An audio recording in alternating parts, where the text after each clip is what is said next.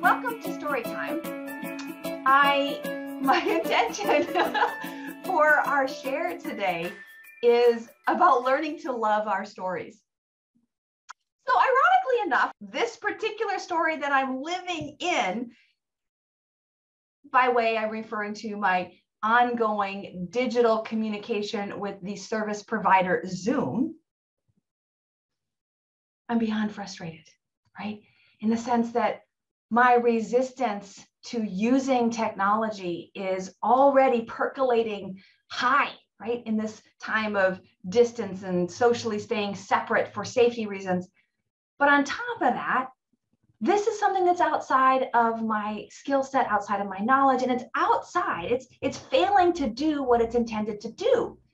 And so my point is, in our storytime conversation, is to practice what I call the 3 Ps of patience, perseverance, and practice. Because I don't like this story. Now, there's other stories in my story, right, that I love to immerse myself in, that I get lost in the retelling of these stories.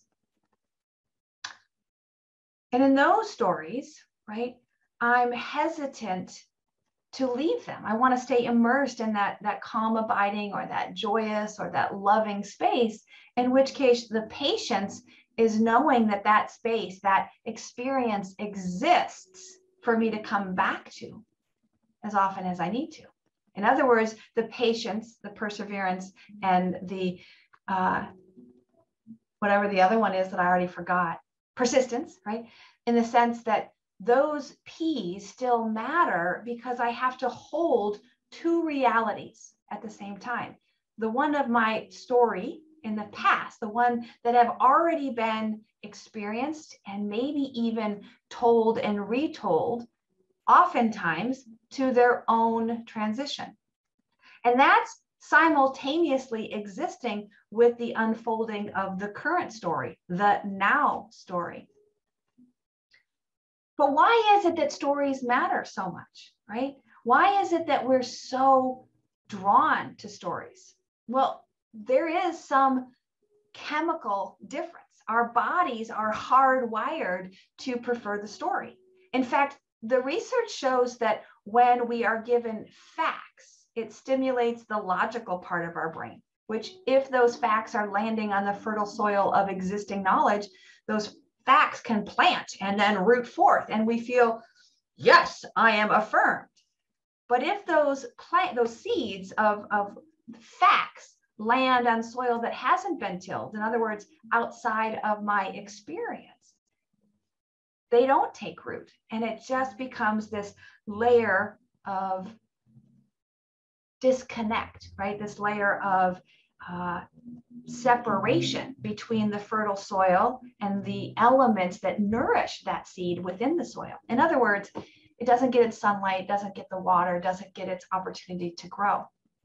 But when we are given a story, the story taps into our emotions.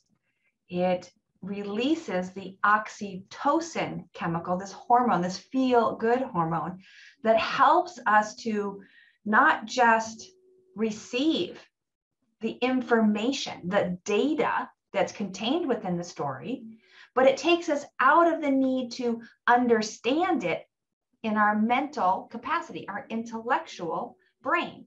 It boosts our feelings of trust and compassion and empathy. And this oxytocin hormone motivates us to work with others and even positively influence our social behavior.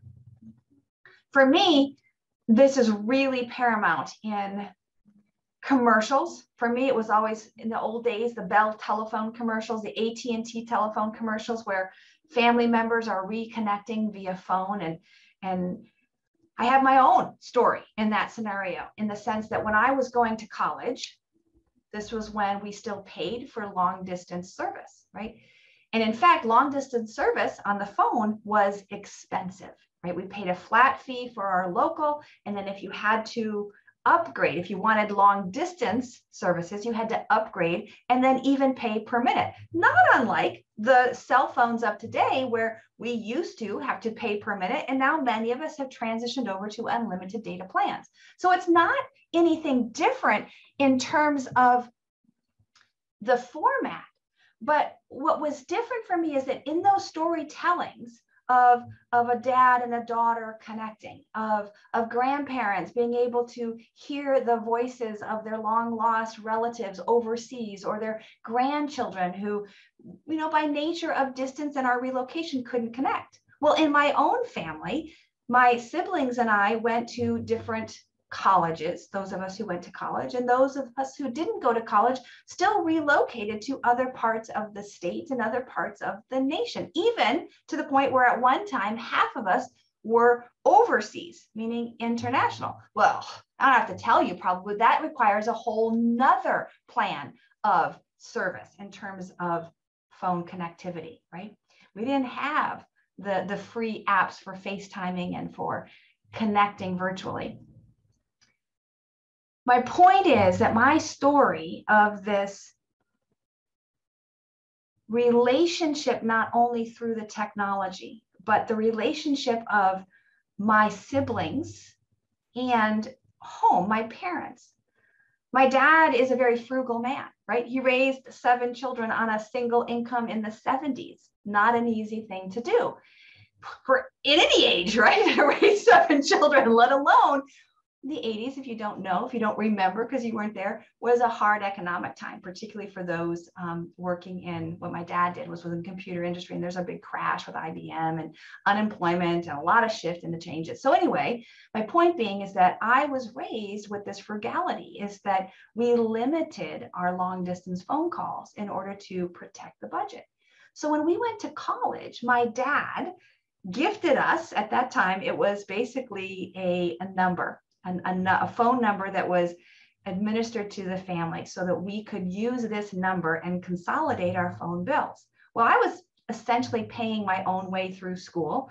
I had been working since I was 14. I was taking on my own loans and paying for my own room and board and my own travel expenses. I was still on my parents' insurance, but for the large part of my life at that age, I was responsible for making sure I had the finances, let alone access to the resources to live my life. Right? So this is data. This is pretty boring stuff. But when my dad gave me that phone call, that card, and said, this can be used as much as you want to call home, to call your siblings, right? And that shifted something for me because it helped me see his priority was not about protecting the budget. His priority was about making wise choices to facilitate and to continue to support connection. He even tells the story, my dad tells the story, that it was his favorite bill he's ever paid, which was before this phone card came into existence. There was at least 3 of my siblings that were in college. And so between calling home on holidays and weekends and checking in, we were calling each other. And so my dad would get a printout of all of the phone calls that were happening, right?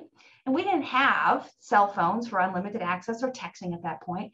But he, in his own words, said that bill was the highest phone bill I'd ever imagined. It was over $1,000, right? And this is, again, back in the early 90s, late 80s. It was over $1,000 for the single month. And he said, after I got a grip on what was happening, I could see, he said, it didn't take me any time at all to happily pay that bill because it was tangible evidence. It was energy invested into the continuing relationships of my children and my family. So what does that mean? Well, it means to me that sometimes the data, right, the number on that phone bill looks astonishing and it doesn't compel me to connect. It doesn't compel me to understand or to express compassion. But when we understand the story behind that bill, perhaps, then that oxytocin is lubricated, is freed. And all of a sudden, we can shift into empathy and to compassion and to trust. Case in point, sometimes those phone calls between me and my siblings were complaining about dad. He didn't know the content of those phone calls, but I also trust that that wasn't his point. His point was that we were finding connection with one another by our own volition. We weren't required to make those phone calls. Not even home. We weren't required at any point in time to religiously or committedly make those kinds of phone calls. In which case, when we initiated a call, it was completely from our own desire to connect. Now, there is a consequence to this. Part of my story is that meant it was in my control to initiate that contact. Now, with my siblings, we kind of shared that relationship. I think probably because we were coming into that conversation, using that word used loosely, coming into that practice and experience simultaneously. In other words, we were coming of age in a time when this new technology was available. But what that did in terms of my relationship with our parents is that the onus was on me to initiate those calls. In fact, I can probably count on one hand the number of times that my parents have initiated a phone call to me outside of telling me of someone's death, someone's significant illness, or in that rare occasion that I get a 15-minute heads up before my parents arrive at my door. Right now, my parents live cross country. So to get a 15-minute heads up for what took them literally a week is kind of ironic, right?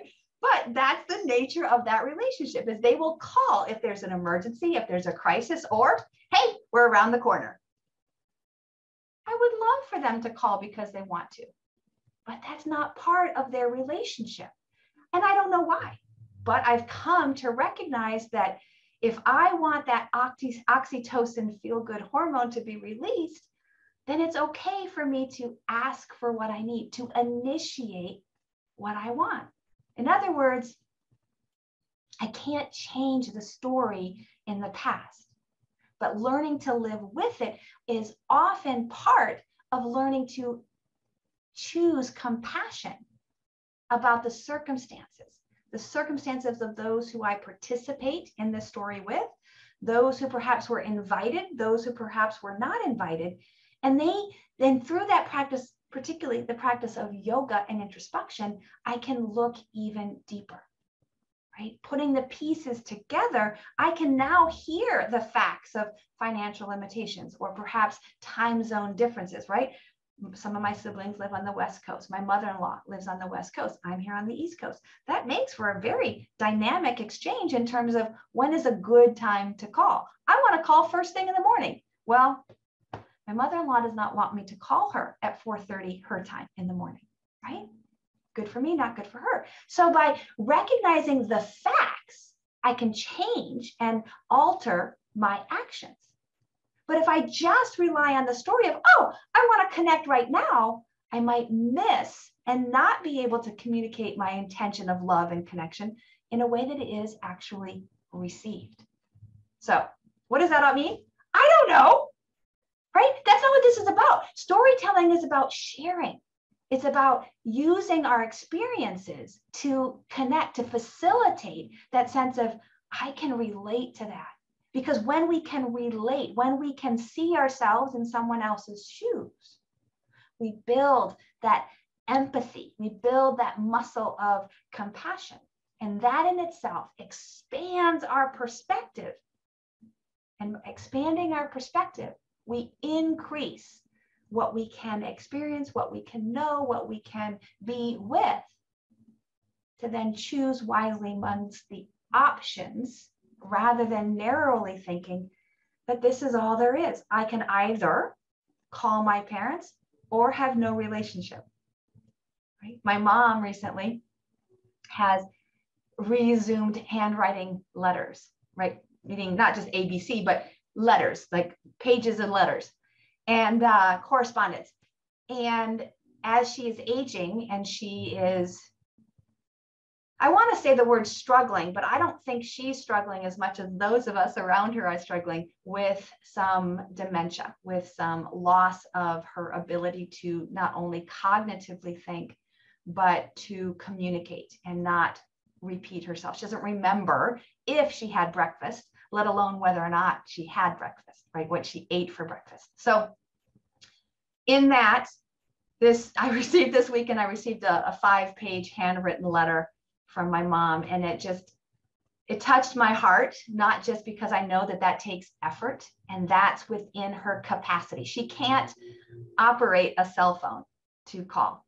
She can't remember how to program the numbers, to know where the numbers are, to find them.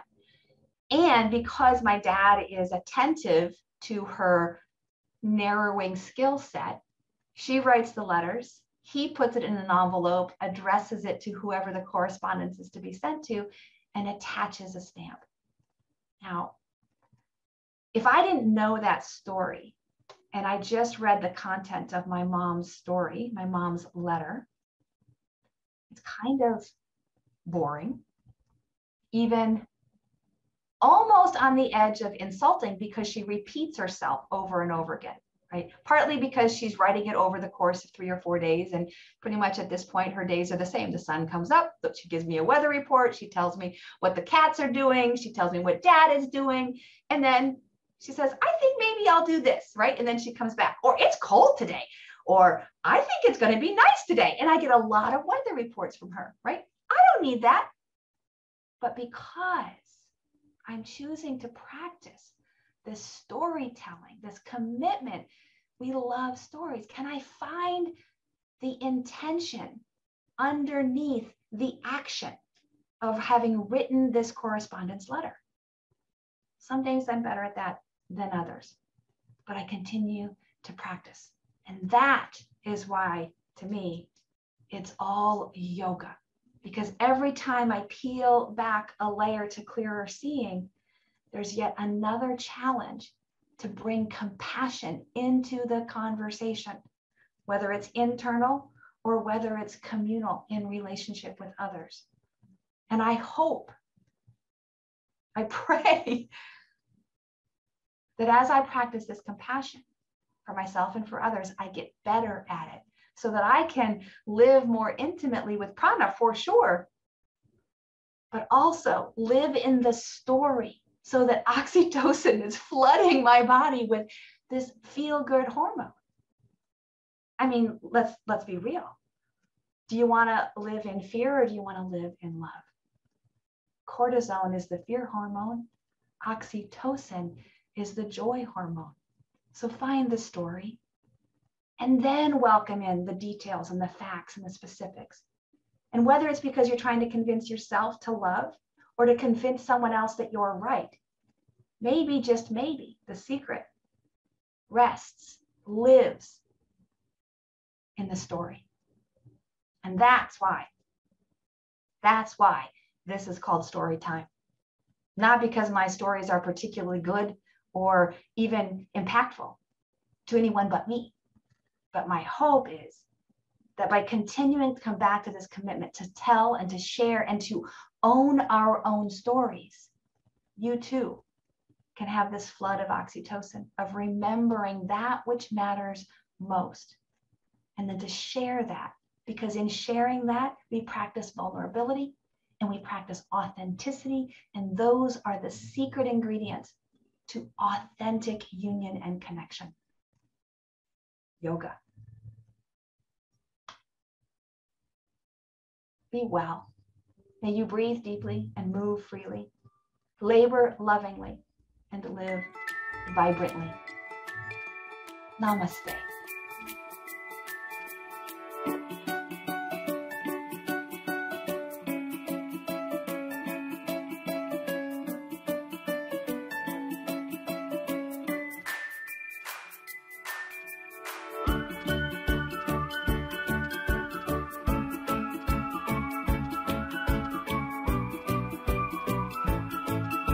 For those of you who are here live, if you have any questions, comments, thoughts, your own stories that you want to bring to the light of day, now's a chance. So open up your mics and chip in.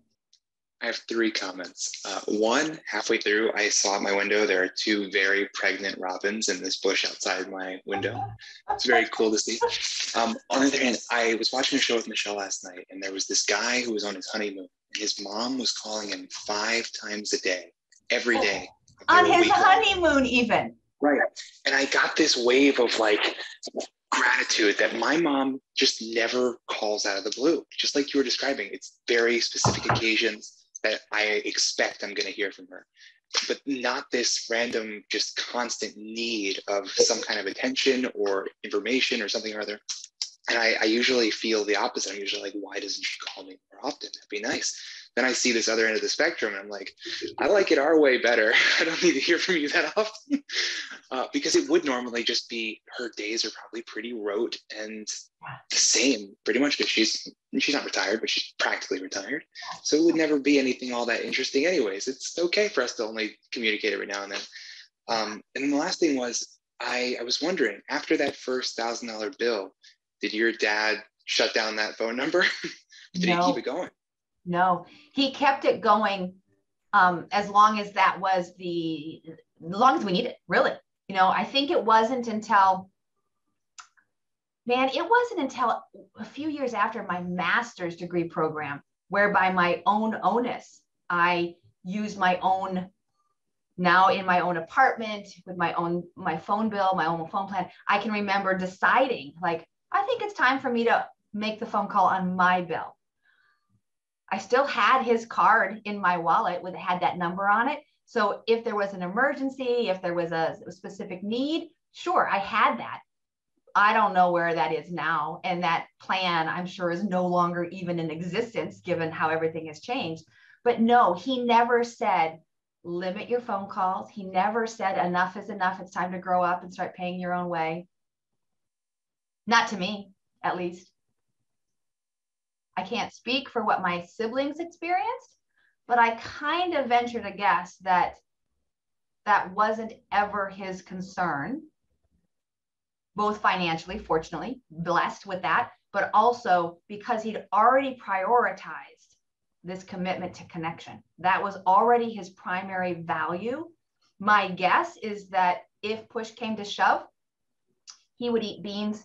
Well, he wouldn't eat rice, but he would eat beans and potatoes before he would have told us to stop calling one another.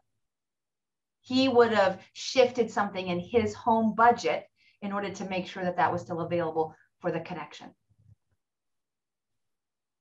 That's pretty incredible. I could not imagine doing the same thing, getting that first $1,000, which would be like 6 or 7 or more today. Yes. Holy cow. Yes. That's pretty incredible. Well, I mean, in a case in point, this was a decade later, but our first VCR was $897. And today you can get them for $50, right? You can get, not that anyone uses a VCR, but my point being is that the technology changed so much. We used to, I can remember paying 22 cents a minute on our phone plan. It's going to add up pretty quick, right? Especially if, like my mom today, you don't remember you've asked that question already twice, and now it's taking me 3 times as long, right? Those kinds of things kind of come in, or they can't hear very well, right? So all of that, again, for me, is a practice of reframing from the primary objective of how can I love this story? How can I love the circumstances as they are, even if I don't like them? And notice the difference there. I don't have to like it to love it. What? If you haven't had teenagers, you'll know what I mean. When you get there, you don't have to like them to love them. And the same may be true for our bosses and our friends and our parents and even our pets, right? Can we choose love? And when we do, we change the chemistry. By smiling, by laughing, by doing acts of love, we can release this hormone of oxytocin. And sometimes, like you said, James, it's just seeing something outside that wasn't there yesterday, like a plump, pregnant robin, indicating that spring is coming. You're welcome. Have a good day, and I'll see you later.